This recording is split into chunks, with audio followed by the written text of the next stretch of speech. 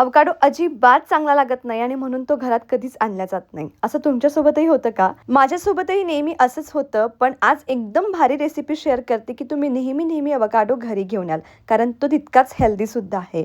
So avocado मी cut केला, दोन्ही बाजूंचा त्याच्यातला आतला गर काढून घेतला, तो छान स्मॅश करून घ्यायचा. त्यात बारीक चिरलेला कांदा टोमॅटो टाकायचा, थोडंसं चिली फ्लेक्स, ओरिगॅनो आणि मीठ घालायचं. त्यानंतर हे मिश्रण मिक्स करून घ्यायचं. तव्यावर थोडासा ब्रेड दोन्ही बाजूने बटरने किंवा तुपाने भाजून घ्यायचा.